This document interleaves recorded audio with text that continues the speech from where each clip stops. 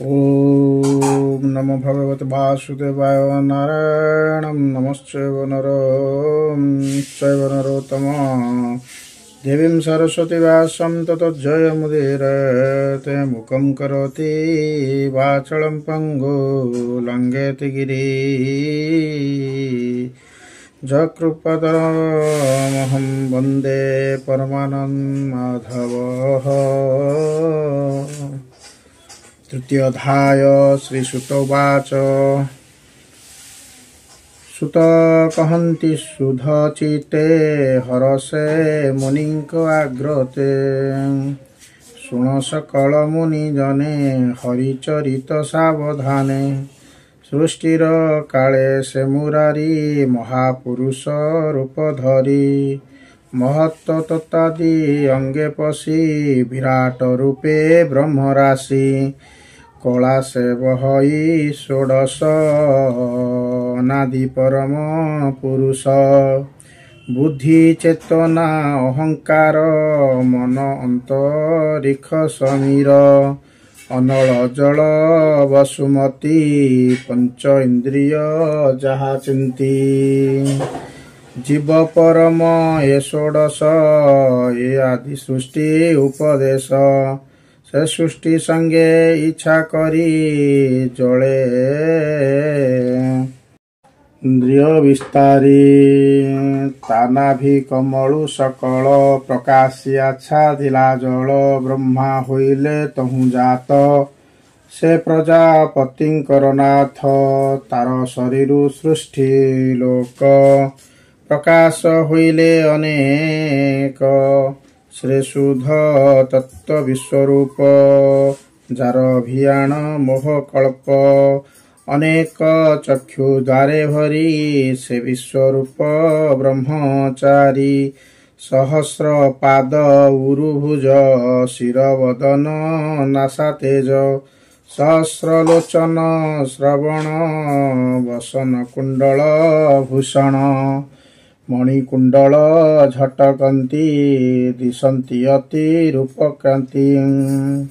से सृष्टि मध्य मायाधर करई जेते अवतार तांकरी मूल बीज एही जगते ब्रह्मा से बोलाई जहार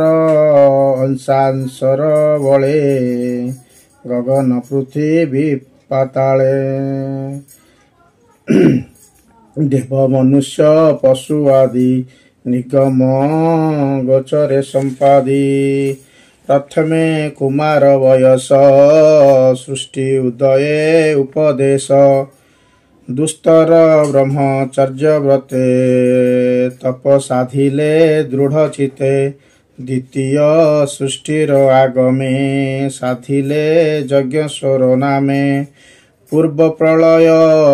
काल बळे मोहि जे थिला रसा तळे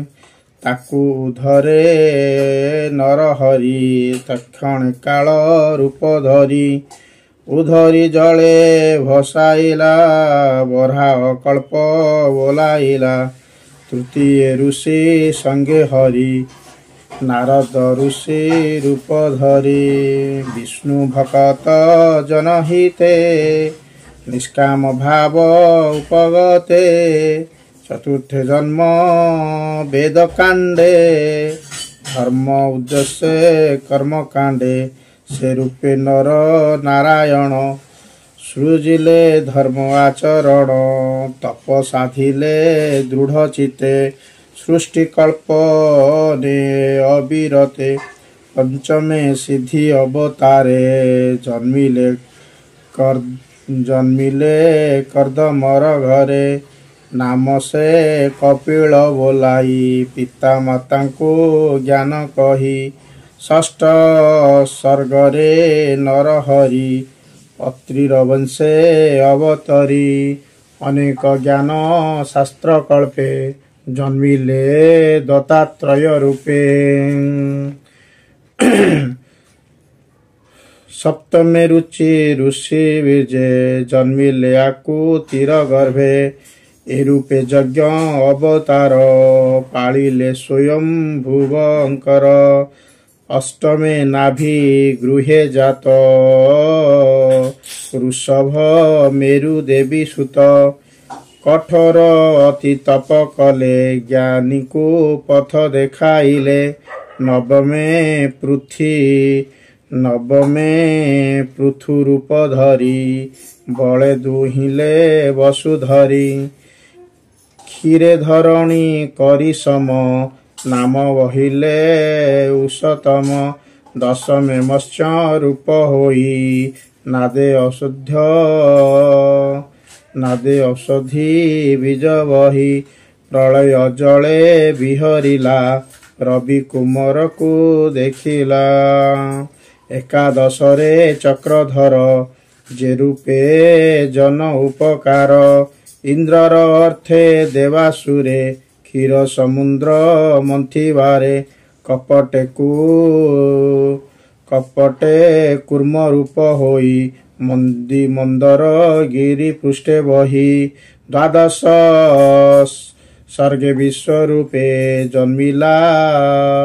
धनतरी रूपे अमृत क्षीरार्णव्यू आणी देवकू पियाइले पुणी मोहिनी रूपे त्रयोदशे असुर मोहे काम बसे चतुर्दशे नृसिंह बपू विदाय रे हिरण्यकश्यपु बामन रूपे पंचदशे बलिकू छलिले विश्वासे षोडश अवतार हरि परशुराम रूप धरी पितार बध अहंकारे धरणी एकविंश बारे भ्रमिले महाकोपानले राजा को धरी बाहु बले दृष्ट क्षत्रिय काटी मुंड रुधिरे पूर्ण कले कुंड तर्पण कले पितृगणे तपे रहिले घोर बने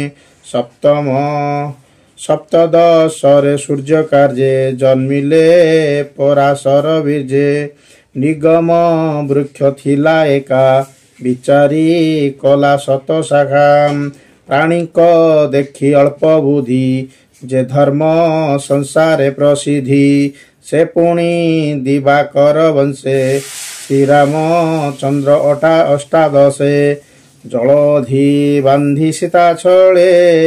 लंका ध्वंसिले भुज बले रावण मारी देव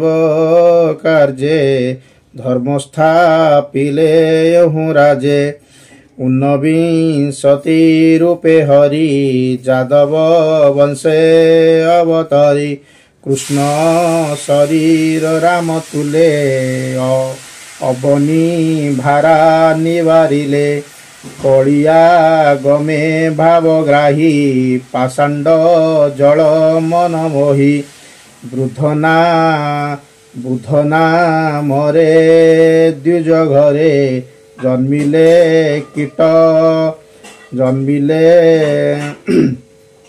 किकट नगरे ज्ञान उद्देश्य भगवान मोहिले असुरंक मन एमंते जन्म एकविंश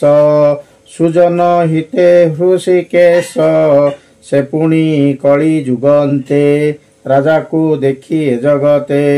निर्दय हृदय प्रजा मारी धन जीवन नित्य हरि से कोपे विष्णु जसा घरे जन्मिबे कल्कि अवतारे मनरु अति बलवंत अश्वार होई जगन्नाथ सुनंद खड्ग करे धरी दुष्टराजाकु बेगे मारी अल्प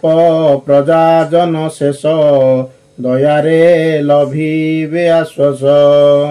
से सत्यनिधि मायाधर असंख्य करे अवतार यथा अक्षय हृद देहे सहस्र क्षुद्र नदी बहे ऋषि देवता मनु राजा যে মনু পুত্রে মহাতেজা ইয়াদি যেতে প্রজাপতি বিষ্ণুর অংশে জন্ম হন্তি কে অংশ কেতে কলা হই বিভূতি গুণে কে জন্মই সকল অবতার সার কিয় বা দেবা পটান্তর নিজ মূরতি চক্রধর স্বয়ং শ্রীকৃষ্ণ অবতার এমন্তে নানা রূপ ধরে ସେ ହରି ସଂସାରେ ବିହରେ ଦୁଷ୍ଟଙ୍କ ବଳ ତେଜ ହରି ସଂସାର ରଖେ ନର ହରି ବିଷ୍ଣୁର ଜନ୍ମ କର୍ମବାଣୀ ଯେହା ଯତ୍ନେ ନିତେ ପୁଣି ରାତ୍ର ଦିବସ ମଧ୍ୟ ଯେବେ କାଳ ବଞ୍ଚନ୍ତି କୃଷ୍ଣ ଭାବେ ସେ ଦୁଃଖ ସଙ୍କଟୁ ତରନ୍ତି ଜନ୍ମ ମରଣେ ନାହିଁ ଭ୍ରାନ୍ତି ବିଷ୍ଣୁ ଜନ୍ମଇ ଜନହିତେ ଏମନ୍ତେ ନାନା ରୂପ ଯେତେ ସ୍ୱଭାବେ ରୂପ ଯାର ନାହିଁ ଏଲେପେ ନିରଞ୍ଜନ ସେହି ମାୟାର ଗୁଣେ ବିରଚିତ ମହତ ଆଦିରୁ ସମ୍ଭୂତ ଯେସନେ ମେଘ ଶୂନ୍ୟ ଥାଇ ଗଗନେ ଧୂଳି ଯେଉଡ଼ାଇ ତାହାକୁ ଦୃଷ୍ଟି ଊର୍ଦ୍ଧ୍ୱେ ଦେଖି ଯେ ସତ୍ୟ ପ୍ରାୟ ଉପଲକ୍ଷୀ ତାହାକୁ ବୋଲି ଜ୍ଞାନୀ ଜ୍ଞାନହୀନ ଏବେ ହୋ ଶୁଣ ମୁନିଜନ ସ୍ୱଭାବେ ଦୃଶ୍ୟ ବର୍ଣ୍ଣ ନୁହେଁ ଗୁଣ ଆବରି ଦେହ ବହେ ଏଣୁ ଏ ଜୀବ ରୂପ ବହି ଜନ୍ମ ମରଣ ପଥେ ଥାଇ ସମ ଅସମ ରୂପ ଯେତେ ସମ୍ଭବେ ବିଷ୍ଣୁ ମାୟାଗ୍ରତେ ଆତ୍ମାରେ କଳ୍ପିତ ଈଶ୍ୱର ଏତହୁଁ ବ୍ରହ୍ମା इति श्री महाभागवते महापुराणे परमहंसं सहितं वैशाखं प्रथमस्कन्धे नमोपाख्यानं श्री भगवत वर्णनं नाम त्रयोदशोऽध्याय। नमो श्री नमो भगवते वासुदेवाय नमो।